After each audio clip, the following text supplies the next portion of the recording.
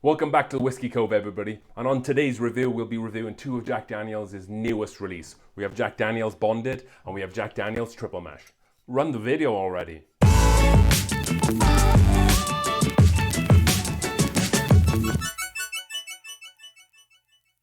Hey folks, let's get into these reviews, shall we? So as usual, we've got the old cheat sheet. So let's talk a little bit about the history of Jack Daniels and how the distillery came to be.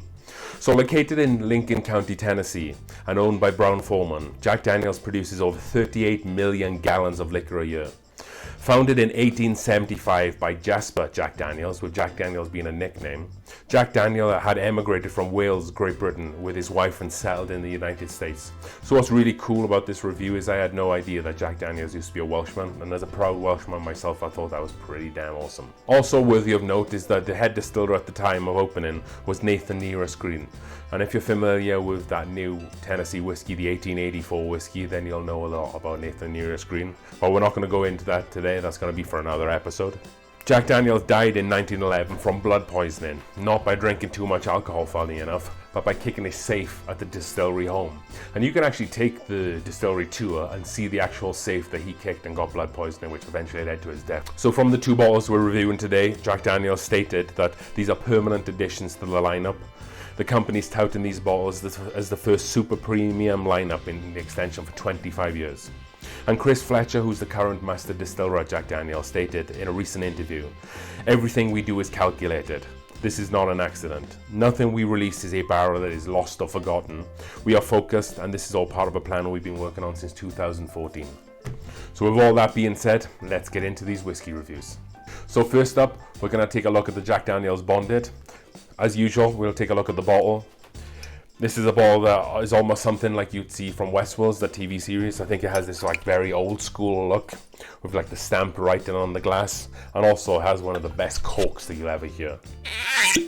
Like a traditional old school whiskey cork right there. And then also the label has some really nice gold and black writing that makes it pop from the shelf.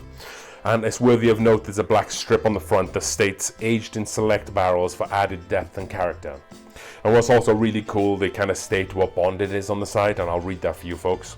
Bonded is a big, bold Tennessee whiskey with layers of notes of caramel, rich oak and spice, giving way to a pleasantly lingering finish. And then it talks about the bottled in bond law. Distilled by a single distiller during a single season and matured in a government warehouse for at least 4 years. All in all, very beautiful, very sexy looking bottle. And then moving into the color on the nose on this one, we kind of have a bit of a tea color, like a black tea color. The glass retention kind of laces the glass really nice. Looks quite thick, just sitting in the glass. So let's go in for a nose. Straight away, I'm getting these big, sweet caramel char notes on the nose. Almost getting some marshmallow notes, like a double oaked or a toasted. It's very nice on the nose. Some maple wood, like maple wood sweetness, which is almost typical of a Jack Daniels product. It says spice on the bottle, but I'm getting little to no spice whatsoever. I can't pick up anything. So am I getting any fruit on this one? There's nothing really to write home about. Maybe date, like a date sweetness, like a rich caramelized date sweetness that runs through this glass.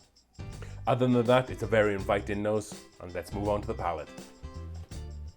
So straight away with the mouthfeel, it does a good job of coating the whole mouth, coating the tongue. It's pretty rich on the mouthfeel.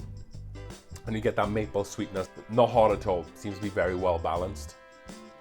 And again, you're getting that charred maple, like it nose a little bit in the beginning, but it's definitely coming through to the palate here. Again, no pepper, no spice really, which is interesting because the bottle even says that it has spice on the palate. So. I am picking up a banana note on this one. Kind of tastes like a fresh cut banana. So all in all, the palate kind of reminds me of a bowl of bran flakes with some freshly cut banana and like some sort of caramel maple drizzled on top. So the finish on this Jack Daniels Bonded, it's kind of like a medium finish. No burn whatsoever, very easy drinker, very nice finish. Very sweet caramel that kind of carries right through to the end. Again, I'm not really getting any spice whatsoever on the finish. Again, a touch of the ripe banana still riding out there. A very complete finish. Nothing crazy, nothing too spicy, nothing too hot.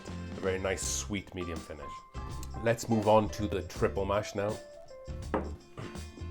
Gonna drink some of my Baker 7 water. Okay, this is the triple mash. The only real difference in the bottle compared to the bonded is that you do have some different writing on the front, which is really important, and I'll explain why.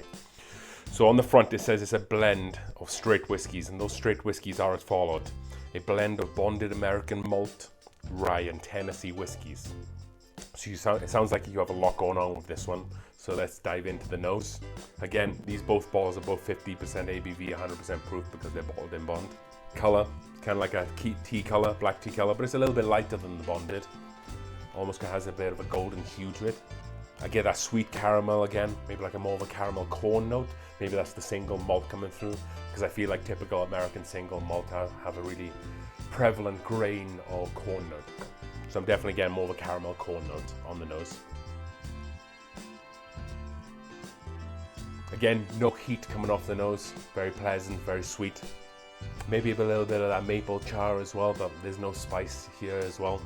It's not as rich as the bonded. It's a little bit thinner in the sweet notes and the char.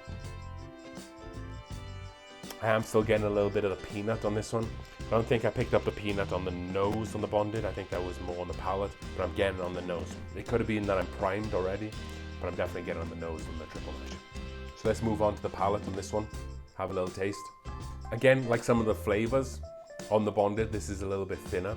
It's not as punchy. A lot of maple char or a lot of maple sweetness up front. That kind of falls away really fast. And then you're kind of left with this, a little bit of oak spice almost. You again, more of the spice on this one, more of an oak spice. Again, that peanut is still there. It's kind of worked its way through from the nose. So all in all on the triple mash palate, it's not as rounded or complete as the bonded. It has some interesting notes and some nice maple notes, but they just don't carry through. The maple drops off really fast and then you're just left with the oak spice notes, and there's not really anything to back that up. So let's move on to the finish. Much like the body or the palate, it's a short finish. It kind of falls off a little bit towards the end there. There's no heat, much like the bonded. There's no heat, there's no pepper. The char is still there. You get a little bit of the oak char, oak spice that kind of follows through, dries out your mouth a little bit towards the end there. Not really getting any fruit. Throughout this triple mash, I haven't really picked up any banana like I had from the bonded. That's not necessarily a good or a bad thing. So let's talk about some final thoughts on these bottles, and then we'll talk about the ratings and the value for money. So I think for both bottles, I feel like they're a perfect addition for Jack Daniel's lineup. I feel like they take the Gentleman Jack or the regular Jack to a different place. They fill the gap between the $30 and $40 bracket, not just at their own distillery, but nationwide. I feel that they are really available anyway in the state of Colorado. I've seen them on shelves at big liquor stores, little liquor stores, hole in the walls. They seem to be just about everywhere right now. So, okay folks, let's get into the scoring for this triple mash. So out of 100, 50 being average, I give it a 57. I felt like it was a little bit above average. It was an American single malt that was blended with rye and Tennessee whiskey. I felt like some parts of it came together okay. It had a really nice nose, but the palate started off sweet and kind of just fell off, and that continued into the finish as well. You're probably thinking, Patrick, this doesn't really add up. A 57 out of 100 score, but a B- on value for money. Well, let me tell you why, and it was something I mentioned earlier on in the show. At the front of the label, it says a blend of bonded American malt, rye, and Tennessee whiskey. So this is trying something new. There's a lot of bottles out there already that are trying to mix different variations of whiskey, like a Burr Rye, which runs you over $100. So what Jack Daniel's have done here is that they've tried it themselves. Okay, it hasn't worked for me personally, but it's given the consumer an opportunity to be able to try these for a low price of like $30 to $40, which you just don't see in other whiskey. So every one of these blends with different whiskeys seem to run really high, and this is a really affordable price. So it opens that door for the consumer. Moving on to the score for the bonded and the value for money score. So I really like the bonded. I think that it was almost like a mini barrel proof product without the heat. I think you got all those char notes, all those sweet caramel corn notes. So out of 100, I'm going to give it an 87, which is obviously a very high score, and I think it's fantastic. And like I was saying, I think it has so much going for it. The palate was strong, the finish was strong. It's definitely going to be a staple on my shelf for years to come. It's not going to check out. Value for money, of course, I'm going to give it an A+, because I think I paid like $33 for it, which is next to nothing for this product. Yes, note that these bottles are 700 milliliters, which is 50 less than the average, but I believe that's because they are selling it overseas, which means that they have the legal right to be able to sell it in the same bottle for 70 CLs in this country. Okay folks, that was the review. Thank you for joining us here at the Whiskey Cove today. If you like what you saw, please subscribe to the channel, like the video and comment and tell us, have you tried these whiskies? Have you picked them up?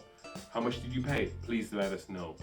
And don't forget to follow us on Twitter, Facebook and Instagram at the Whiskey Cove as we drink through the world's whiskey one glass at a time. Cheers.